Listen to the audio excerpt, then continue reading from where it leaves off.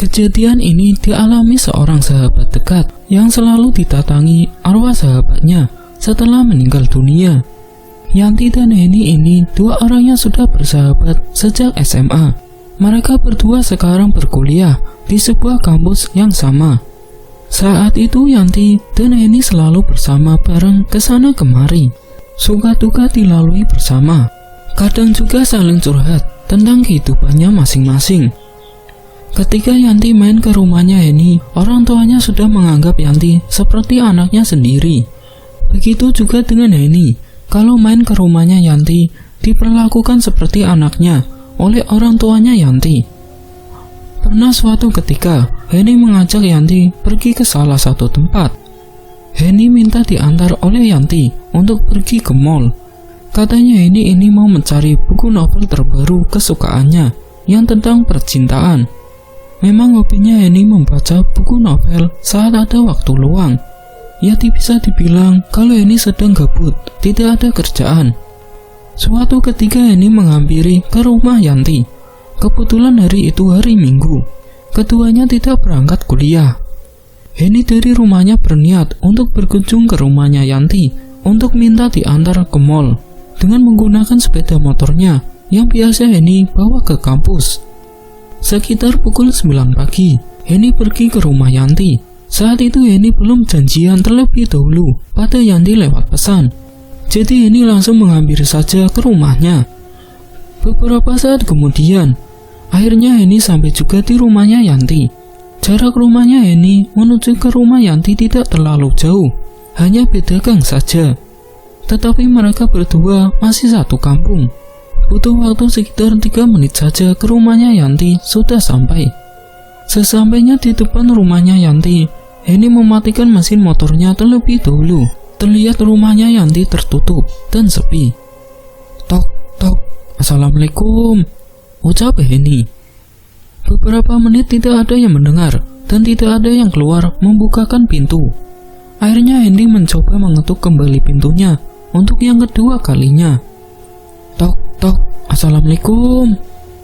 Sesaat kemudian, akhirnya Yanti keluar dan membukakan pintunya. Waalaikumsalam. Henny, ada apa Hen? Tanya Yanti. Ayo anterin aku ke mall sekarang, ucap Henny. Ke mall? Mau ngapain? Tanya Yanti. Biasa, nyari buku novel yang terbaru, jawab Henny. Maaf Hen, kayaknya nggak bisa deh, ucap Yanti. Memangnya kenapa? Tanya Henny. Soalnya sebentar lagi aku udah ada acara, mau pergi ke pernikahan saudara. Gak enak dong kalau aku nggak datang, jelas Yanti. Ya, aku nyari sendirian nih jadinya, ucap Henny. Iya, maaf ya, nanti kapan-kapan deh, harusnya kita janjian dulu, kata Yanti. Akhirnya Henny menekuk wajahnya karena kecewa tidak sesuai apa yang diharapkan. Mukanya nggak usah ditekuk gitu dong, ucap Yanti. Yaudah, aku pergi dulu ya, jawab Henny. Iya, hati-hati di jalan, ucap Yanti. Henny pun meninggalkan rumah Yanti dan menghidupkan kembali motornya, lalu pergi sendirian menuju ke mall. Mallnya cukup jauh jaraknya, menempuh waktu sekitar 1 jam dengan menggunakan motornya laju yang tidak terlalu cepat. Namun, saat sedang mengendarai sepeda motornya, tiba-tiba pandangan Henny seketika kabut dan tidak bisa mengendalikan sepeda motornya. Hingga akhirnya Henny menabrak sebuah truk yang ada di depannya. Suara hantaman motor dengan truk terdengar keras, membuat orang yang ada di sekitarnya ikut terkejut dan semua mata tertuju pada Henny. Henny terpental dan terlempar jauh sekitar 5 meter dari tempat kejadian. Saat tubuhnya terpental, Henny tak sadarkan diri, sudah tergeletak di jalanan. Tiba-tiba ada sebuah truk dengan laju yang sangat kencang berjalan menuju ke arah Henny. Henny pun terlindas oleh truk tersebut. Tubuhnya remuk parah sampai tangannya buntung dan kepalanya bocor hingga otak yang ada di kepalanya ikut keluar. Beberapa orang yang ada di sekitar jalan raya langsung menghampiri dan menolong Henny. Pihak kepolisian pun datang untuk mengatur arus lalu lintas yang seketika macet saat terjadi kecelakaan tersebut. Salah satu warga menghubungi ambulan untuk membawa jenazahnya Heni. Beberapa saat kemudian, mobil ambulan pun datang. Heni langsung dilarikan ke rumah sakit terdekat untuk dilakukannya autopsi. Polisi langsung menindaklanjuti identitas sang korban. Untungnya ada tas Heni yang dibawanya saat naik motor. Di dalamnya ada dompet yang berisi KTP, ponselnya Heni, dan memudahkan polisi untuk menghubungi pihak keluarganya. Pihak polisi langsung menghubungi nomor yang ada di ponselnya Heni. Di kontaknya ada nama adiknya Heni. Pak polisi pun langsung menelpon ke nomor adiknya itu. Bunyi dering telepon dari ponsel adiknya yang diletakkan di atas meja kamarnya. Adiknya bernama Wulan. Dia masih duduk di kelas 2 SMA. Wulan langsung mengangkat telepon yang dia kira dari kakaknya. "Halo, ada apa kak?" tanya Wulan. "Halo dek, maaf, kami dari pihak kepolisian ingin mengabarkan bahwa saudari Heni mengalami kecelakaan dan sekarang jenazahnya ada di rumah sakit," ucap Pak polisi. Sontak Wulan langsung terkejut dan terpucuk kaku, tidak bisa berkata apa-apa lagi. Tubuhnya terasa kaku dan lemas, masih tidak percaya dengan apa yang dikatakan oleh Pak polisi tadi. Wulan hanya bisa menangis dan langsung mematikan teleponnya. Beberapa saat kemudian, ibunya datang menghampiri ke arah Wulan. "Wulan, kamu kenapa? Kok nangis gitu?" tanya ibunya. Namun Wulan tidak bisa menjawab pertanyaan ibunya karena masih shock. Wulan langsung memeluk erat tubuh ibunya dan nangis dengan sekencang-kencangnya. "Wulan, jawab ibu. Ini kenapa? Ada apa?" cecar ibunya. Ibunya mengambilkan segelas air putih untuk Wulan agar dia bisa tenang terlebih dahulu. Setelah Wulan meminum air putih yang diberikan oleh ibunya, Wulan sudah sedikit tenang dan menceritakan semuanya kepada ibunya. "Bu, Mbak Heni bu," ucap Wulan. Heni kenapa?" tanya ibunya. "Tadi aku ditelepon dari pihak kepolisian memberitahu kalau Mbak Heni kecelakaan dan jenazahnya ada di rumah sakit," jelas Wulan. "Innalillahi wa inna ilaihi rajiun. Kenapa kamu baru bilang sekarang? Cepat kita ke rumah sakit," ucap ibunya. Ibunya langsung terasa lemas dan menangis, air matanya tidak bisa tertahankan. Wulan pun menghubungi Yanti untuk memberitahu, sedangkan kedua orang tuanya langsung pergi ke rumah sakit terlebih dahulu. "Halo, assalamualaikum. Ada apa Wulan?" tanya Yanti. Wulan hanya terdiam dan menangis, membuat Yanti semakin cemas dan khawatir dibuatnya. "Lan, ada apa? Kamu kok nangis gitu? Cepat jawab Wulan, ada apa?" cecar Yanti. Mbak Heni mbak," jawabnya. "Heni kenapa?" tanyanya. "Mbak Heni di rumah sakit. Dia kecelakaan dan meninggal dunia," jelas Wulan. Yanti tidak bisa berkata apa-apa lagi. Dia langsung lemas, tak berdaya, dan mengakhiri sambungan teleponnya. Benar-benar Yanti tidak percaya dengan apa yang dikatakan oleh adiknya Heni itu. Saat itu, Yanti sedang menghadiri acara pernikahan saudaranya. Bukannya bahagia, malah diselimuti dengan duka dan kesedihan. Akhirnya Yanti pamit kepada kedua orang tuanya untuk izin ke rumah sakit. Dan sebelumnya Yanti menceritakan terlebih dulu kepada kedua orang tuanya kabar Heni. Orang tuanya Yanti pun shock dan masih tidak percaya. Singkat cerita, Yanti pergi ke rumah sakit. Sedangkan kedua orang tuanya Heni dan Wulan sudah sampai terlebih dahulu di rumah sakit. Untuk memastikan apakah memang benar itu jenazahnya Heni, kedua orang tuanya, adiknya, dan Yanti pun masuk ke ruang jenazah untuk mengecek. Saat kain yang menutupi wajahnya dan tubuhnya itu dibuka dengan perlahan, ternyata benar, jenazah itu adalah jenazahnya Heni. Ibunya langsung pingsan seketika di tempat tersebut. Tangis Yanti dan Wulan pun pecah seketika saat melihat wajahnya Heni yang hancur. Sedangkan bapaknya mencoba membangunkan istrinya, dan air matanya masih saja terus mengalir. Sekitar 15 menit, akhirnya ibunya Heni tersadarkan diri, dan jenazahnya Heni akan segera dibawa pulang ke rumah kediamannya dengan menggunakan mobil ambulan rumah sakit. Saat jenazahnya Heni dibawa di dalam mobil ambulan, Yanti ikut duduk di dalam mobil ambulan tersebut. Yanti benar-benar terpukul, kehilangan sahabatnya yang sangat dekat sekali dengannya. Yanti terus menangis dan mengeluarkan air matanya tanpa henti. Tiba-tiba Yanti mencium bau anyir darah dari samping duduknya, dan ada yang berbisik pada Yanti. "Yanti, Yan," ucapnya. Seketika bulu kuduknya Yanti merinding.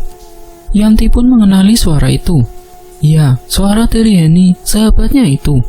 Ternyata sosok Heni ini sedang duduk di sampingnya Yanti, dengan keadaan memucat sekali wajahnya, dan menggunakan pakaian yang sama pada waktu tadi pagi Heni pergi ke rumah Yanti. Heni waktu itu menggunakan pakaian kaos lengan panjang yang berwarna biru, dan itu sama persis seperti sekarang sosok Heni duduk tepat berada di sampingnya Yanti dengan kondisi yang berbeda. Beberapa saat kemudian, sosok Heni seketika menghilang dari samping Yanti. Yanti sangat menyesal karena tadi pagi tidak mengiyakan untuk mengantar Heni. Mungkin kalau Yanti mengantar Heni untuk pergi ke mall, keadaannya tidak akan seperti ini. Tapi balik lagi, itu semua sudah takdirnya. Heni sudah dipanggil oleh Allah Subhanahu wa Ta'ala. Sesampainya di rumahnya Heni, jenazahnya langsung diturunkan dari mobil ambulan. Karena kedua orang tuanya belum puas dengan prosesi pemandian jenazahnya saat di rumah sakit, akhirnya jenazah Heni dimandikan lagi di rumahnya. Setelah dimandikan, jenazahnya Heni dibawa ke masjid untuk disolatkan. Sesaat setelah disolatkan, jenazahnya langsung diantar ke tempat peristirahatan terakhirnya di pemakaman terdekat. Sepanjang jalan, kedua orang tuanya, adiknya, Yanti, dan beberapa sanak saudaranya terus-menerus terisak kesedihan dan masih belum rela atas kepergiannya Heni. Sesampainya di pemakaman, prosesi pemakamannya selesai dengan lancar dan tidak ada halangan suatu apapun. Namun, saat seluruh pelayat termasuk Yanti akan pulang ke rumah dari pemakaman, Yanti melihat ada sosok Heni berdiri di pojok pemakaman dan menatap ke arah Yanti dengan wajah pucat. Sosok Heni melambai-lambaikan tangannya kepada Yanti. Yanti hanya bisa tersenyum kecut dan membalasnya dengan lambaian tangan. "Kamu kenapa, Mbak? Kok melambaikan tangan?" tanya Wulan. "Ada Heni di sana melambaikan tangan kepadaku," jawab Yanti. "Sudah, Mbak, ikhlaskan biar Mbak Heni tenang. Ayo kita pulang," ucap Wulan.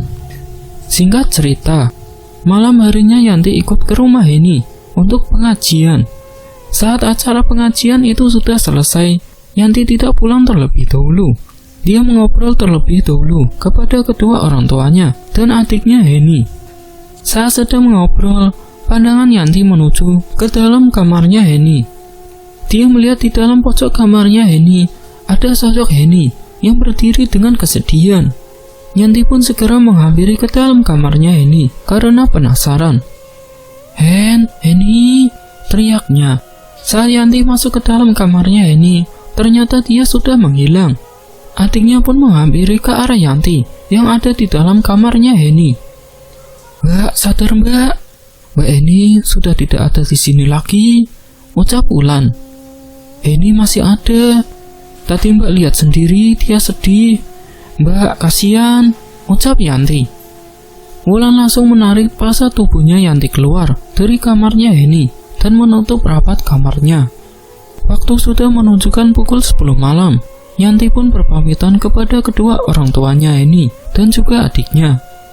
"Om, Tante, Wulan, aku pulang dulu ya. Sudah malam soalnya," ucap Yanti. "Iya Yan, hati-hati ya," jawabnya. Beberapa saat kemudian, Yanti pun sampai di rumahnya. Saat Yanti mau menutup jendela kamarnya, tiba-tiba ada sosok Heni yang duduk di depan kursi jendelanya. Letak kamarnya Yanti memang berada di depan, jadi jendelanya menyatu dengan teras rumahnya. "Heni!" teriaknya. Namun sosok Heni masih terus menangis, tak henti-hentinya. Karena takut, Yanti langsung menutup jendelanya dan langsung ke atas kasurnya, serta langsung menarik selimutnya dan menenggelamkan seluruh tubuhnya. Tiba-tiba selimutnya ditarik oleh entah siapa. Dalam pikirannya Yanti sudah pasti itu sosok Heni yang mencoba usil pada Yanti. Karena saat masih hidup, Heni ini orangnya suka usil kepada Yanti. Yanti terus membaca doa-doa tanpa henti. Beberapa saat kemudian, sudah tidak ada lagi yang usil menarik selimutnya Yanti.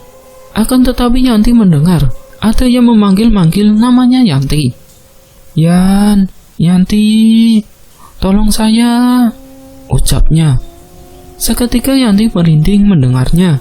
Yanti tahu kalau itu adalah suaranya Heni, sahabatnya. Tiba-tiba sosoknya menampakkan dirinya di depan pojok kamarnya, dan dengan menggunakan pakaian yang sama seperti saat Yanti bertemu Heni terakhir kalinya, saat Heni menghampiri ke rumahnya Yanti. Pergi Hen, tolong jangan ganggu aku, kita sudah beda alam," ucap Yanti.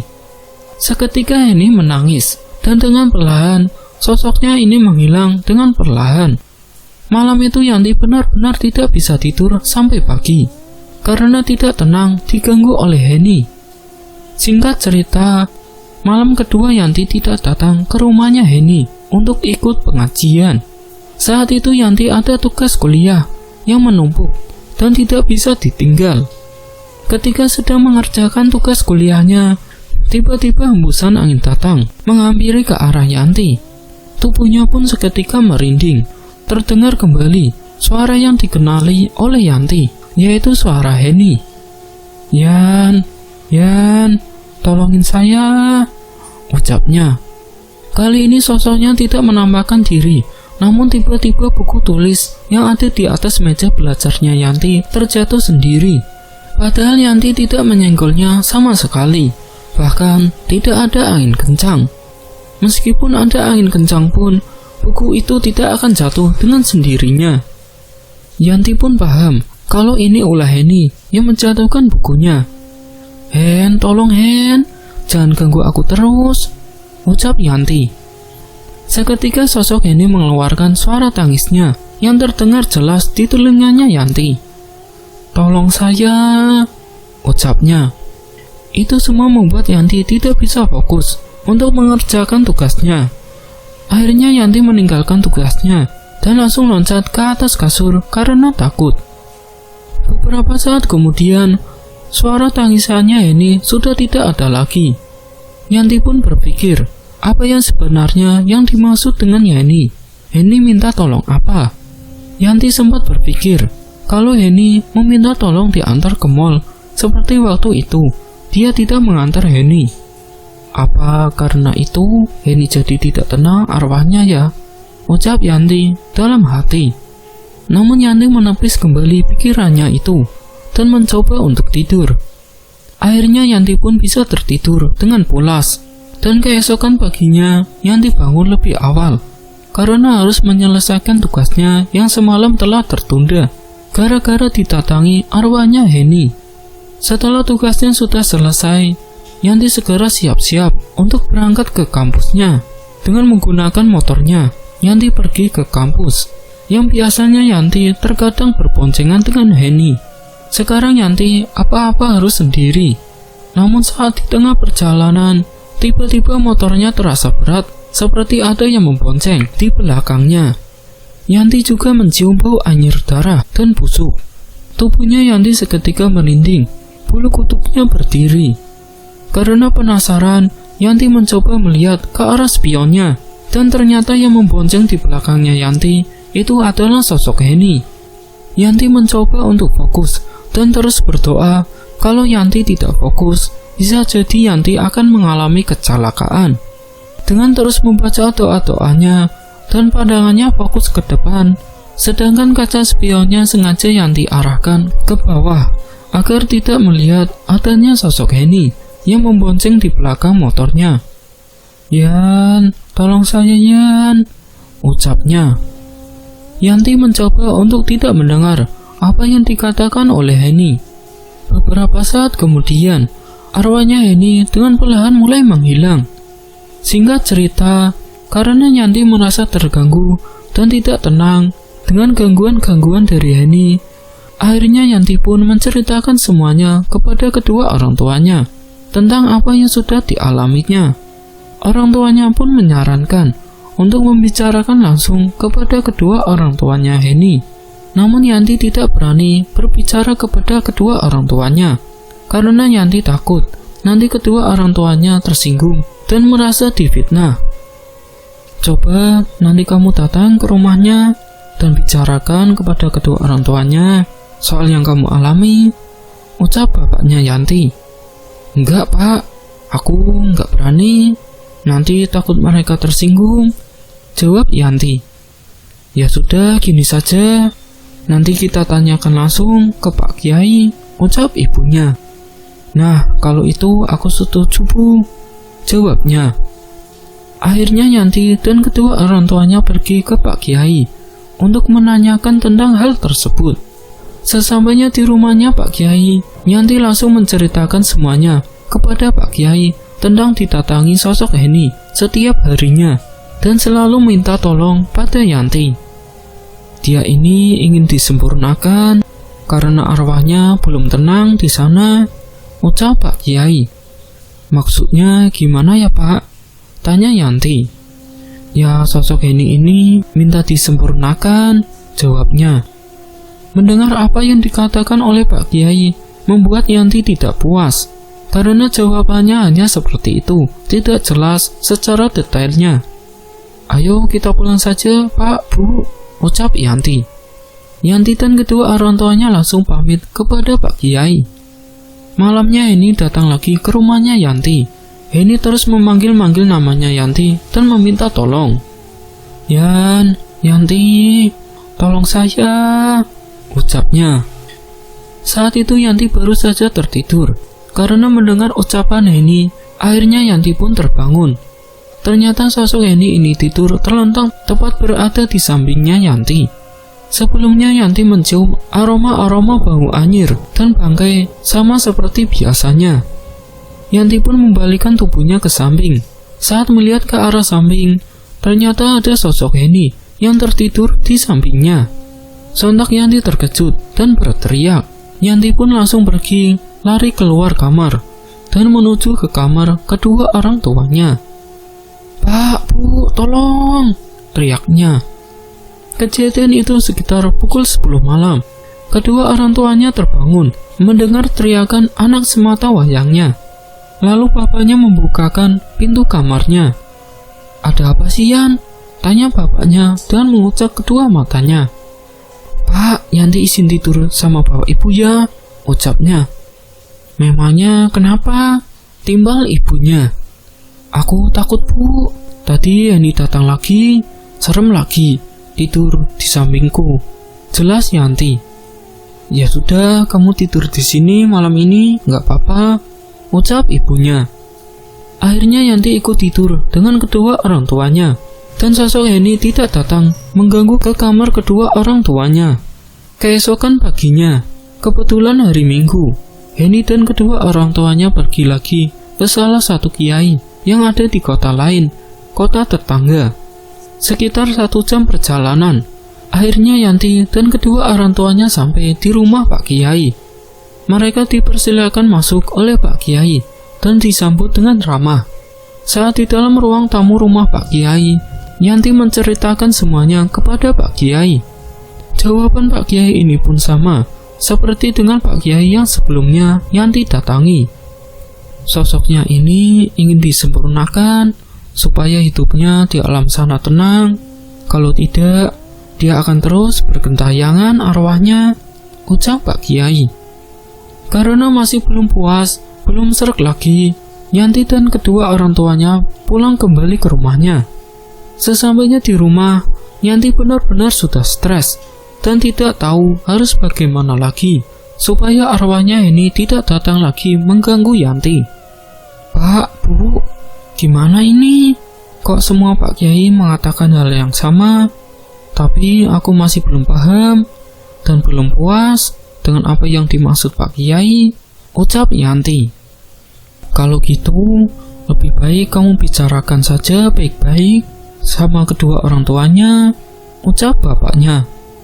Aku nggak berani Pak, aku nggak mau, jawabnya Yanti. Malam harinya, saat Yanti sedang berada di toilet mau buang air kecil, tiba-tiba Yanti mencium bau anyir seperti biasanya. Yanti sampai hafal kalau bau anyir itu pasti Heni datang di sekitarnya. Dan benar, Heni berada di toiletnya Yanti saat Yanti sedang buang air kecil. Yan, ucapnya. Kali ini sosok Heni hanya memanggil namanya saja, tidak meminta tolong seperti biasanya. Sontak Yanti langsung merinding dan tidak menuntaskan buang air kecilnya. Yanti langsung lari terbirit-birit dari kamar mandinya. Tiba-tiba, Yanti berpapasan dengan ibunya dan tidak melihat sebelumnya. Mereka bertabrakan hingga jatuh bersamaan. Aduh, sakit, rintih Yanti. Kamu ini kenapa sih? Udah gede masih lari-lari di dalam rumah kayak anak kecil, ucap ibunya. Maaf Bu, aku tadi didatangi lagi sama Heni di dalam kamar mandi, jelasnya. Singkat cerita, saat di kampus, Yanti mencoba menanyakan kepada teman-temannya. Siapa tahu ada yang tahu info tempat orang pintar yang tahu akan hal itu. Kebetulan kala itu Yanti sedang beristirahat dengan teman-temannya di kantin.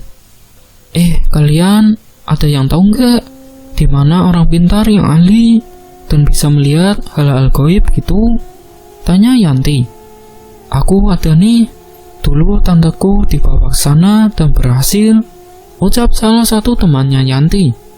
Di mana tempatnya? Kirim alamatnya ya nanti, ucap Yanti. Siap Yan, memangnya ada apa sih? Tanya temannya. Gak apa-apa, itu saudaraku diganggu, jawabnya Yanti. Yanti tidak menceritakan apa yang dialaminya selama ini kepada teman-temannya. Ternyata hari ini hari terakhir Yanti dan teman-temannya berangkat ke kampus, karena besok mereka semua mendapat cuti semester selama 2 minggu. Kesempatan Yanti untuk pergi ke tempat Pak Ustadz yang ditunjukkan oleh temannya itu. Jadi, Yanti bisa leluasa untuk menyelidiki kasus yang dialaminya selama ini. Hari berikutnya Yanti diantar oleh kedua orang tuanya untuk pergi ke tempat Pak Ustadz yang sudah ditunjukkan oleh temannya. Yanti dan kedua orang tuanya pergi ke tempat Pak Ustadz dengan menggunakan mobil karena letaknya lumayan jauh dan menempuh waktu sekitar 3 jaman. Beberapa jam kemudian, akhirnya Yanti dan kedua orang tuanya sampai juga di tempat Pak Ustadz tersebut. Mereka dipersilakan masuk ke dalam rumahnya dan mereka juga disuguhkan minuman. Bagaimana? Ada perlu apa ya Bapak, Ibu? Tanya Pak Ustadz. Ini anak saya biar yang menjelaskan Pak Ustadz, jawab bapaknya. Yanti pun menceritakan semuanya kepada Pak Ustadz yang dialaminya selama ini. Gini, nanti saya meminta foto dan barang apa baju, terserah bawa ke sini. Nanti biar saya coba terawang, jelas Pak Ustadz. Oh ya, baik Pak Ustadz. Nanti saya kesini lagi, jawab Yanti. Akhirnya Yanti dan kedua orang tuanya pulang ke rumah untuk membawa foto dan barang yang sudah diperintah Pak Ustadz. Yanti menyiapkan foto yang sudah dicetak dulu saat mereka foto bersama. Untuk barangnya Yanti bingung karena dia tidak mungkin ke rumah kedua orang tuanya Heni dan meminta barang milik Heni. Nanti mereka pasti curiga. Saat membuka lemari bajunya, Yanti melihat ada sebuah kaos yang ternyata milik Heni. Kala itu Heni sempat menginap di rumahnya dan bajunya ketinggalan di rumahnya Yanti. Akhirnya Yanti membawa kaos milik Heni itu untuk nanti dibawa ke rumah Pak Ustadz. Singkat cerita, Hari berikutnya, Yanti dan kedua orang tuanya pergi lagi ke tempat rumahnya Pak Ustadz. Meskipun jauh, mereka rela pergi ke sana karena Yanti ingin tahu apa yang sebenarnya terjadi dan ingin hidupnya tenang, tidak ada yang mengganggu dirinya lagi. Sekitar 3 jam, mereka pun sampai di rumahnya Pak Ustadz. Yanti pun langsung memberikan foto dan kaosnya Henny kepada Pak Ustadz. Ini Pak Ustadz, foto dan barang milik almarhumah, ucap Yanti. Baik, kalau gitu nanti kamu datang lagi ke sini 3 hari lagi, karena nanti akan saya doakan dan saya terawang terlebih dahulu, jelas Pak Ustadz. Ya Pak Ustadz, saya mengikuti saja apa yang dikatakan oleh Pak Ustadz, jawab Yanti. Yanti dan kedua orang tuanya langsung pulang dan akan kembali 3 hari lagi. Malam harinya, tiba-tiba sosok Henny datang lagi ke rumahnya Yanti. Saat itu Yanti sedang mendengarkan musik kesukaannya untuk pengantar tidurnya dengan menggunakan headset. Namun, saat sedang asik mendengarkan musik, tiba-tiba ada suara yang ikut bernyanyi dan terdengar jelas di telinganya Yanti. Yanti mencoba mengecilkan volume suaranya, dan benar, suara itu dikenali oleh Yanti. Ya, suaranya Henny yang ikutan nyanyi. Lagu kesukaan Yanti ini juga lagu kesukaan Henny. Mereka berdua ini memiliki kesukaan yang hampir sama. Yanti pun langsung mematikan musiknya, dan suara nyanyian Henny berubah menjadi suara tangisan yang terseduh-seduh. Karena takut, Yanti mencoba untuk segera tertidur, namun masih tetap tidak bisa. Saat menarik selimutnya, tiba-tiba ada yang menarik lagi selimutnya dengan tenaga kencang dan mengatakan sesuatu lagi kepada Yanti. Yanti, tolongin saya Yan, ucapnya. Kala itu juga, Yanti ikut menangis karena kasihan melihat sahabatnya ini tersiksa. 3 hari kemudian, dan kedua orang tuanya datang lagi ke rumahnya Pak Ustadz untuk menanyakan lagi bagaimana kabar soal terawangannya. Saat sampai di depan halaman rumahnya Pak Ustadz, terlihat pintu rumahnya tertutup, tidak seperti biasanya yang selalu terbuka. Tok, tok, assalamualaikum, ucapnya. Beberapa saat kemudian, Pak Ustadz pun datang membukakan pintunya. Waalaikumsalam, silakan masuk, ucap Pak Ustadz. Yanti dan kedua orang tuanya langsung masuk ke dalam. Bagaimana Pak Ustadz? Hasil penerawangannya? Apa sudah ada titik terang dari permasalahan ini? Ucap Yanti.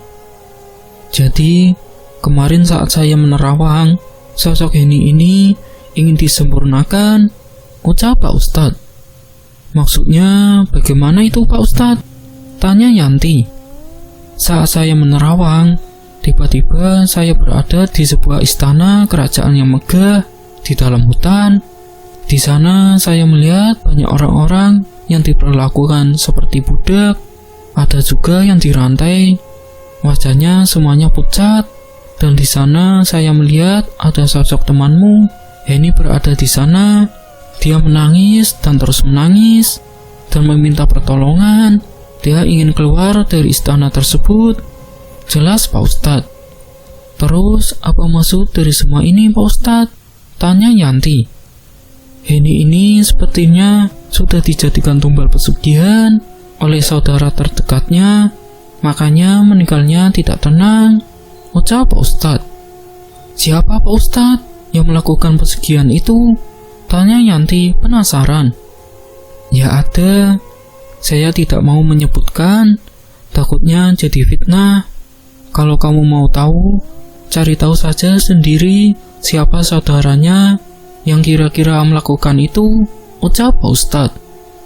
Setelah mengetahui dan sudah dijelaskan oleh Pak Ustadz, Yanti mulai lega dan tenang. Yanti dan kedua orang tuanya pun pamit pulang. Singkat cerita, karena Yanti penasaran siapa yang melakukan pesugihan itu, Yanti mulai mengingat, dan akhirnya Yanti ingat kalau pamannya Henny itu adalah orang yang kaya raya dan rumahnya mewah, serta usahanya semakin maju. dan memiliki banyak cabang.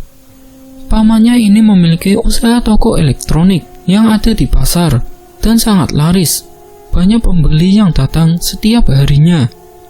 Malam itu Yanti menghubungi salah satu teman kampusnya yang rumahnya lumayan dekat dengan Yanti untuk minta diantarkan besok pergi ke rumahnya pamannya Heni.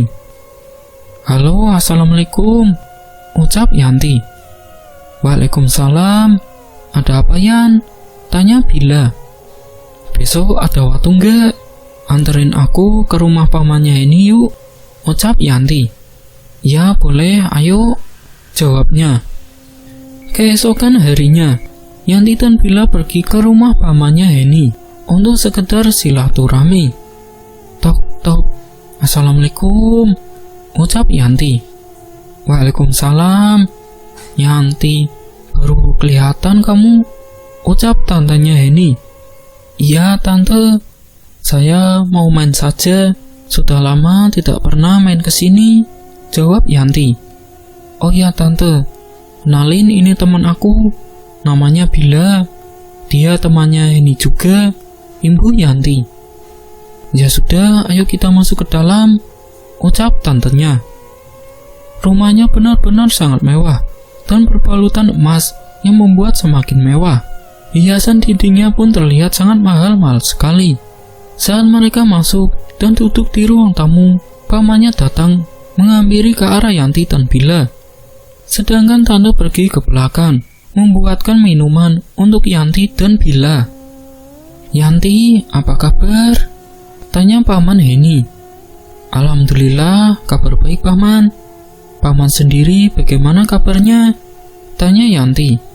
"Baik Yan," jawab paman. Beberapa saat kemudian, tantenya datang membawakan minuman dan makanan cemilan. "Silakan diminum, dimakan juga. Jangan malu-malu kalau di sini," ucap tante. "Makasih tante. Maaf jadi ngerepotin," ucap Yanti. "Gak ngerepotin sama sekali Yan. Udah diminum itu. Bila juga," ucapnya. Mereka pun akhirnya saling bercengkrama dan bercerita banyak hal. Singkat cerita, tiba-tiba Yanti ingin buang air kecil. Dia pun izin kepada paman Heni untuk ke toilet. "Maaf paman, saya ingin buang air kecil. Saya mau izin ke toilet. Toiletnya di mana ya?" tanya Yanti. "Oh itu di belakang, lurus saja ke sana," ucap pamannya. Yanti pun langsung pergi ke toilet yang sudah ditunjukkan oleh pamannya. Letak toiletnya itu melewati beberapa kamar yang berjejeran.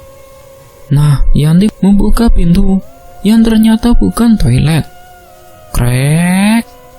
Tiba-tiba saja tantenya ini langsung lari dan mencegah Yanti untuk masuk ke dalam. "Maaf Yan, toiletnya bukan itu, tapi yang ini di sampingnya," ucap tantenya. "Oh ya maaf tante, saya tidak sengaja, tidak tahu soalnya," jawab Yanti. "Iya gak apa-apa," jawabnya singkat. Yanti pun langsung masuk ke toilet yang ada di samping kamar yang tadi Yanti salah masuk. Namun saat di dalam toilet, Yanti masih penasaran dengan kamar tadi. Soalnya saat Yanti membuka pintu kamar itu, suasananya gelap dan bau kemenyan serta aroma kembang-kembangan, dan tantenya langsung mencegah seperti ketakutan dan ada yang disembunyikan. Akan tetapi, Yanti masih tetap berpikir positif tentang ruangan kamar itu. Beberapa saat kemudian, Yanti keluar dari kamar mandi dan kembali lagi ke ruang tamu. Karena waktu sudah mulai sore, Yanti dan Bila izin berpamitan pulang kepada paman dan tantenya Heni. "Paman, tante, kami pulang dulu ya, udah sore. Nanti kapan-kapan saya kesini lagi. Makasih ya tante, sudah dihidangin makanan dan minuman. Maaf ngerepotin," ucap Yanti. "Ah, gak usah bilang gitu. Tante gak merasa direpotkan kok. Kalian hati-hati ya di jalan," ucap tantenya. "Ya, hati-hati ya Yan. Nanti mampir kesini lagi," ucap paman Heni. Memang, Yanti sejak dulu saat Heni masih ada, Heni selalu mengajak Yanti untuk main di rumah pamannya. Saat sampai di depan gerbang rumahnya, Yanti melihat Pak Mame. Pak Mame ini satpam, penjaga rumahnya pamannya Heni. Yanti bertegur sapa dengan Pak Mame karena sudah lama tidak pernah bertemu. "Pak Mame, apa kabar?" ucap Yanti. Yanti, baru kelihatan." "Baik, alhamdulillah," jawab Pak Mame. "Oh ya Pak, Bapak merasa aneh enggak selama tinggal di sini? Kok saya tadi masuk ke rumahnya, hawanya aneh ya, panas, tidak nyaman," ucap Yanti. "Iya, saya juga sudah biasa merasakan hawa seperti itu. Sebenarnya juga saya sudah tidak betah kerja di sini, tapi mau bagaimana lagi," ucap Pak Mame. "Apalagi kalau saya lewat di depan kamar pojok samping toilet, hawanya beda dan merinding. Tidak hanya itu, setiap malam tertentu, Tuan sama Nyonya selalu membawa masuk sesajen ke dalam kamar itu," tambah Pak Mame. "Oh gitu ya Pak, makasih ya Pak. Kalau gitu saya pamit dulu sama teman saya," ucap Yanti. Singkat cerita, sepulangnya dari rumah pamannya Heni, akhirnya Yanti menemukan titik terang kalau selama ini pamannya yang melakukan pesugihan dan Heni yang sudah dijadikan tumbalnya untuk penglaris toko elektroniknya. Akan tetapi, Yanti akan memastikan itu dan menanyakan kembali ke rumah Pak Ustadz. Malam itu Yanti menceritakan semuanya kepada kedua orang tuanya tentang pamannya Heni. Orang tuanya pun percaya dengan apa yang dikatakan oleh Yanti, karena kedua orang tuanya tahu kalau pamannya memang memiliki toko elektronik yang sukses dan maju. Keesokan harinya, Yanti dan kedua orang tuanya pergi ke rumahnya Pak Ustadz untuk menceritakan semua bukti yang sudah Yanti kumpulkan. "Saya sekarang sudah tahu Pak Ustadz, siapa yang melakukan pesugihan itu. Ternyata pamannya yang melakukan untuk pesugihan penglaris toko elektroniknya. Satpam rumahnya juga sering melihat majikannya membawa sesajen masuk ke dalam kamar itu. Saya juga sempat akan masuk ke dalam kamar itu, namun dicegah oleh istrinya. Tapi saya mencium kamar itu bau kemenyan," jelas Yanti. "Sebenarnya saya sudah tahu kalau dia yang melakukan, tapi saya tidak ingin fitnah dan ingin kamu sendiri yang mencari tahu," ucap Pak Ustadz. "Terus bagaimana caranya Pak Ustadz supaya ini bisa tenang kembali?" tanya Yanti. "Mari kita melakukan berdoa bersama untuk almarhumah Heni supaya dia tenang, dan saya akan membebaskan Heni dari istana kerajaan tersebut," ucap Pak Ustadz. Akhirnya Yanti ikut berdoa, bersolawat yang sudah diperintahkan oleh Pak Ustadz. Sedangkan Pak Ustadz duduk bersila dan bersemedi, serta terus merapalkan doa-doanya. Doa-doa itu Yanti, kedua orang tuanya, dan Pak Ustadz lakukan sekitar 1 jam lebih. Setelah selesai membacakan doa-doanya, Pak Ustadz menceritakan, katanya beliau telah berseteru dengan jin yang ada di kerajaan tersebut. Akhirnya Pak Ustadz yang menang, dan jin itu pun membebaskan sosok Heni dari istana kerajaan yang dijadikan tempat tumbal pesugihan. Pak Ustadz juga sudah mendoakan Heni dan mengembalikan ke tempat semula. Sebelum Yanti pulang, Pak Ustadz memberikan sebotol air putih yang sudah didoakan oleh Pak Ustadz, lalu diberikan kepada Yanti. "Ini tolong nanti kamu bawa air putih dan nanti kamu doakan ke makamnya, lalu siramkan air putih ini pada makamnya Heni," ucap Pak Ustadz. "Baik Pak Ustadz," jawab Yanti. "Oh ya, satu lagi, ada satu kejanggalan. Tali pocongnya Heni di dalam makam belum dilepas. Mungkin saat pemakaman ada yang lupa. Nanti tolong bicarakan baik-baik kepada kedua orang tuanya dan bongkar makamnya," ucap Pak Ustadz. "Ya Pak Ustadz, akan saya lakukan," perintah Pak Ustadz, jawab Yanti. Yanti dan kedua orang tuanya pun pulang. Sebelum pulang, Yanti mengucapkan rasa terima kasihnya kepada Pak Ustadz yang sudah membantu Yanti. Terima kasih ya Pak Ustadz, sudah membantu saya, ucap Yanti. Yanti juga memberikan amplop kepada Pak Ustadz sebagai tanda terima kasihnya. Singkat cerita, hari berikutnya, Yanti minta ditemani oleh kedua orang tuanya dan datang ke rumahnya kedua orang tuanya Heni. Sesampainya di rumah kedua orang tuanya Heni, Yanti menceritakan semuanya kepada kedua orang tuanya, dan mereka pun tidak keberatan untuk menggali makamnya Heni. Setelah mendapat persetujuan dari kedua orang tuanya Heni, hari itu juga Yanti dan kedua orang tua Yanti serta kedua orang tua Heni datang ke makam dan menyuruh orang untuk menggali makamnya, serta sudah memanggil Pak Kiai untuk nantinya mendoakan makamnya Heni bersama-sama. Saat gundukan tanah makamnya Heni sudah digali, bapaknya Heni yang turun dan melepaskan ikatan tali pocongnya. Setelah selesai melepas tali pocongnya, makamnya mulai ditutup kembali dengan tanah. Beberapa saat kemudian, Pak Kiai yang memimpin untuk membacakan doa-doa. Mereka semua pun ikut untuk membacakan doa. Setelah selesai membacakan doa bersama, Yanti menyiramkan air yang sudah diberikan oleh Pak Ustadz dan sudah didoakan olehnya. Kemudian mereka semua pulang kembali ke rumahnya masing-masing. Dan malamnya Yanti sudah tidak mendapat gangguan lagi dari Heni, sahabatnya itu. Ternyata menurut para warga sekitar, jalan raya tempat kejadian Heni mengalami kecelakaan itu, katanya sudah banyak korban kecelakaan di sana dan selalu meninggal dunia. Selama ini pamannya Heni telah melakukan pesugihan penglaris toko elektroniknya, dan sudah banyak orang yang dijadikan korban tumbal pesugihannya.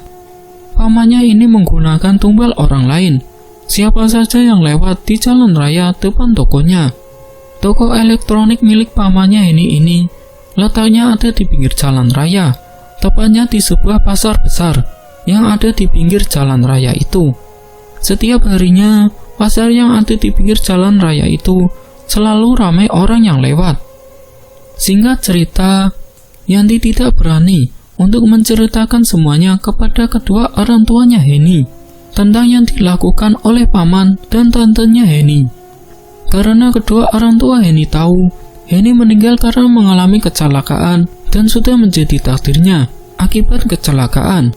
Setelah dilakukannya doa-doa bersama dengan Pak Ustadz, akhirnya Yanti sudah tidak mendapat gangguan dari Heni. Hanya saja terkadang Yanti masih didatangi oleh Heni, namun bukan seperti biasanya. Sekarang sosok Heni ini menampakkan dirinya dengan senyuman, bukan tangisan lagi. Pernah saat Yanti sedang berada di kampus, dia sedang ada di perpustakaan. Akan tetapi kata salah satu temannya kalau Yanti berada di dalam kantin sekolah. Kata temannya Yanti yang melihat Yanti berada di kantin, saat ditanya tidak menjawab sama sekali, dan wajahnya pun sangat pucat. Yanti paham kalau sosok yang menyerupai wajah dan tubuh Yanti itu adalah Heni. Namun Yanti tidak menceritakan itu semua kepada teman-temannya. Yanti mendapatkan kabar dari kedua orang tuanya Heni kalau anak pamannya Heni meninggal dunia. Pamannya ini memiliki dua anak laki-laki. Yang pertama duduk di bangku SMA, sedangkan anak keduanya duduk di bangku SMP. Kedua anaknya laki-laki semua. Anak pertamanya yang mengalami kecelakaan. Saat itu anak pertamanya paman Heni sedang mau berangkat ke sekolah dengan menggunakan motor baru yang baru saja dibelikan oleh paman sebagai hadiah ulang tahunnya. Namun motor barunya itu belum sempat didoakan. Katanya Rangga anak pertama pamannya Heni itu kecelakaan tepat di depan toko elektronik orang tuanya sendiri. Rangga menabrak mobil yang mengerem mendadak. Akhirnya Rangga tidak bisa mengendalikan laju motornya yang sedang melaju cepat karena terburu-buru mau pergi ke sekolah. Mobil yang ditabrak oleh Rangga itu remuk, sedangkan tubuhnya Rangga terpental jauh hingga beberapa meter. Kepalanya terbentur aspal Saat itu Rangga sempat diberikan penanganan oleh dokter di rumah sakit. Namun kata dokter, terjadi penggumpalan darah di kepalanya, dan itu yang menyebabkan Rangga meninggal dunia. Yanti yakin kalau anaknya itu juga menjadi korban tumbal pesugihan kedua orang tuanya. Karena setiap bulannya di depan tokonya Paman Heni selalu terjadi kecelakaan. Kedua orang tuanya Rangga, Paman, dan tantenya Heni benar-benar sedih dan terpukul kehilangan anak pertamanya. Usaha tokonya pamannya Heni semakin lama semakin sepi dan tidak semaju dulu lagi. Saat itu Yanti sempat datang lagi ke rumah Pak Ustadz untuk menanyakan soal keluarganya Paman Heni. Ternyata, kata Pak Ustadz, jin yang sudah melakukan perjanjian dengan pamannya Heni itu murka. Karena Heni tidak dijadikan lagi tumbal oleh jin itu, Heni sudah dipindahkan ke sisinya oleh Pak Ustadz. Maka dari itu, jin itu murka dan meminta tumbal anaknya. Dan itu sebagai tumbal terakhirnya. Setelah mendapat tumbal terakhirnya, jin itu memutus tali perjanjian secara sepihak dengan paman dan tantenya Heni. Makanya sekarang usahanya paman dan tantenya itu perlahan-lahan mulai habis dengan sendirinya. Sampai pamannya harus meminjam uang ke bank untuk mengembalikan modalnya. Namun pamannya Heni ini tidak bisa membayar hutang di bank. Dan itu membuat toko-toko elektroniknya disita oleh bank, serta aset-aset yang dimiliki oleh pamannya. Akhirnya, paman, tante, dan anaknya sekarang hidup sederhana. Mereka tidak tinggal di rumah mewah itu lagi, melainkan sekarang mereka tinggal di kosan yang kecil. Dan untuk menyambung hidupnya, pamannya membuka tambal ban di pinggir jalan raya dengan uang simpanannya yang masih tersisa.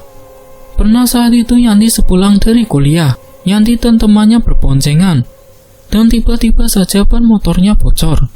Yanti dan temannya itu terpaksa harus mendorong motornya untuk mencari tempat tambal ban. Setelah sudah mendorong motornya beberapa meter di pinggir jalan raya, akhirnya Yanti dan temannya itu mampir ke tempat tambal ban yang ada di depannya. "Pak, tolong, ini motor saya bannya bocor," ucap Yanti. "Ya Mbak, tunggu bentar ya," jawabnya. Setelah mendengar perkataan dari bapak tersebut, Yanti seperti mengenali suaranya. Saat Yanti menatap ke wajahnya bapak itu, Yanti terkejut karena ternyata pamannya Heni yang menambal ban motornya. "Loh, paman, kok sekarang nambal ban? Memangnya tokonya sudah tidak buka lagi?" tanya Yanti. Istrinya yaitu tantenya Heni menceritakan semuanya kepada Yanti yang telah dialami oleh keluarganya. Yanti merasa iba terhadap apa yang telah menimpa keluarganya pamannya Heni. Yanti juga sudah mengikhlaskan kepergian Heni dan selalu mendoakan sahabatnya itu supaya tenang di sana. Seperti itulah akhir dari pelaku pesugihan penglaris tokonya. Semuanya berakhir dengan tragis. Jangan sampai kita terjebak dalam perbuatan yang mempersekutukan Allah Subhanahu wa Ta'ala. Karena yang namanya bersekutu dengan jin atau berjanji dengan jin pasti akan mendapat akibat buruk. Semoga kita bisa mengambil hikmahnya dari kejadian ini dan buang sisi negatifnya.